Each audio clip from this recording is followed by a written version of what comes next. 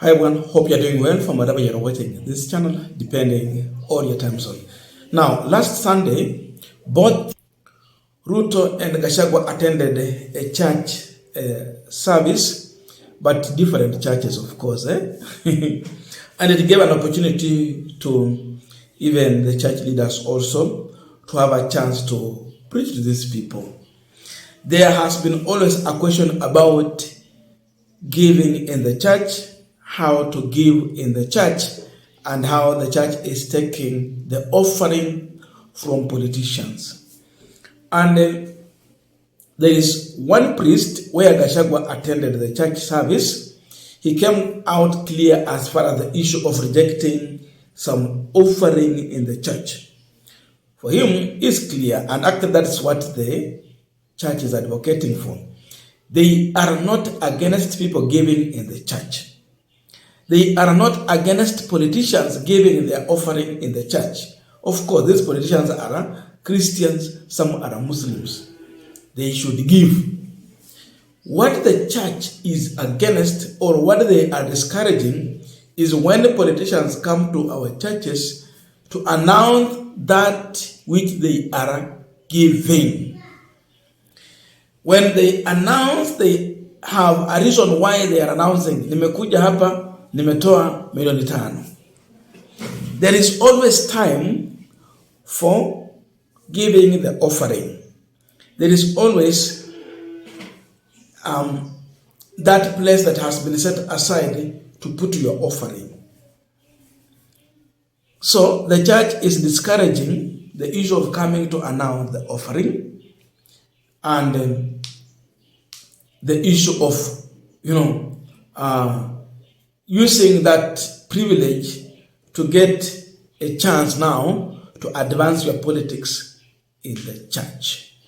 That is what they are against. So this bishop went further to talk about the 5 million that politicians are giving in the church, yet the church members, some of them have slept hungry. Something that is referring to as stupidity. Huyo ni mtumishi wa Mungu. You come, lecture the church, you give, then what are you saying? What are you saying? The man of God is referring to this as high level of stupidity. That is his position as far as these politicians are treating the church too. Lakini kanisa halisemi mtu asitoe.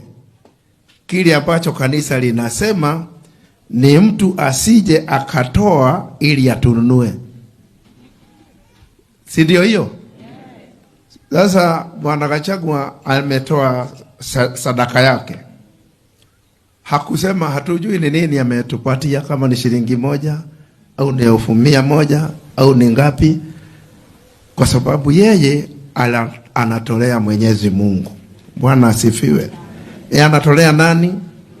Sasa lakini mtu akija amechukua milioni 5, anatuambia mimi nakuja kuwapa pesa hizi, na wakati anaposema milioni 5, watu ambao wako kwa kanisa kama 700 wamelala njaa. Si ndio? Watu wamelala, na yeye anakuja na milioni 5 anatupatia ya nini? Ni ya nini? Situkae bila. Kama unataka kutupatia kuja utupatie. Kama angekuja na unga labda tungesema tutakula. Lakini kuja tu kusema mimi napatia milioni 5 na unakuja kupeana milioni 5 baada ya kutukana kanisa. That is stupid. Uwezi kuja utukane hii utukane. Now, we are continuing this final discussion, but just a quick request for those who are watching this channel and you have not yet subscribed, please consider subscribing. To our returning subscribers, I must say thank you so much. And again, to all our viewers, please give this video a thumbs up. Thank you so much, and back to our discussion. Now, the good bishop used to regard GACHAGWA's example. That GACHAGWA was in this church, na mambo yamebadilika. Then he gave his offering in silence without announcing anything. That is what the church wants. And I want to tell you one thing. If these politicians will come to the church and give their offering in silence, I'm sure they're not going to give that 5 million they are giving. They will come with their 100,000, put in the offering in silence and go. Hata Ruto atafanya hivyo. Atakuja aweke 100,000, 1,500, alafu aende amenyamaza. But when he wants to give with loud noise, you will see 5 million. You will see 2 million. You will hear of 1 million just because they are announcing. So it tells you that they are not giving faithfully. They are not giving in silence. They are coming to announce what they are giving because they are looking for praises in the church. And this is what has led to corruption and bribing the church. You go and steal to come and give in order for you to win the support of the church. So you come announcing what you are going to give. That already is politicking. Haikuwa siku ya Harambee. Siku ya Harambee ndio tuna announce kila kitu mtu ametoa. Watu wajue ni hesabu ngapi. Hii nyingine tu umekuja mkutano, alafu wepiga give to your offering in silence just like any other individual. How comes in the entire people that have come in that church, only Ruto will go there and announce what he's giving? I like the terms that this pastor has used, stupidity. When you see someone like Governor Ken Lusaka going to the church and saying that the president has sent me with 2 million, with 5 million Kenyan shillings, and if you don't want, you say, that's arrogance. It was in SDK church. That is high level of arrogance. And that is what this man of God is against. Ruto, after being warned by the Catholic bishops, he responded and he said, be careful lest you become victim of what you are accusing me for. That is what Ruto said. I wish I had time to go and bring that video. That mkuwe waangalifu na nyinyi msikuje kuwa watuhumiwa wa yale mambo ambayo mnanikashifu. Sijui kama Kiswahili changu ni kizuri. But something close to that. He was rebuking the church when the church has warned him accordingly. That's why the man of God is saying that you come and abuse the church, you come and throw all bad terms to the church, then you bring your offering. Then it is stupidity. I want to join him and agree with that statement. Sasa amesema kile kitendo cha Mheshimiwa William Ruto kukashifu kanisa, kutusi kanisa, alafu analeta sadaka kwa kanisa ni kitendo cha ujinga. Ni upumbavu. It is stupidity. Haya si maneno yangu.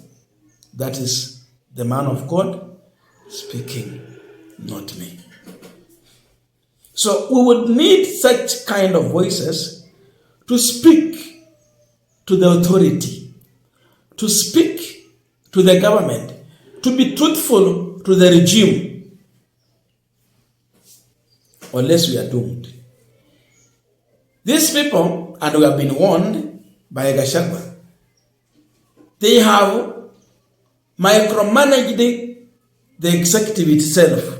Ruto himself has micromanaged the executive. He has compromised the parliament. We are seeing him staging a war with the judiciary. The remaining voice, the church. So, if the Senate has been gagged, National Assembly, judiciary, they are struggling. The only voice remaining is the church. He is coming with his bribe. The church should stand strong. Wafanya vile Archbishop Anyolo alifanya. Sadaka zingine zenye zimekuja na kelele mingi zirudishwe. ile sadaka imekuja in silence, ikubalike, watu waombewe. Hii ya kelele irudishwe na nyamazishwe. In that way, the church will have at least, they will be in a better position to condemn, warn the regime when they are wrong. But when you accept their loud offering, which are kind of a bribe, you cannot be in a better position to lecture, warn the regime when they are wrong. You cannot, because you ate what they brought, you accepted. The people celebrated in the church, they welcomed. How can you warn? Not easy. So his intention is to bribe and silence the church. But we have leaders who are saying, listen, as you bring 5 million, is the economy working for everyone? Or we have some individuals who are sleeping hungry? Even in the church where you are bringing 5 million, we have more than 700 people who have slept hungry because the economy is not working. What are you doing to solve such a problem? That is what we want from the church. So the church has to wake up from the slumber, stand with the truth, and defend the people. These pastors, every week they meet with Kenyans in the church. They know what they go through. They pray for their problems. So when they speak, Ruto must listen and he must act accordingly.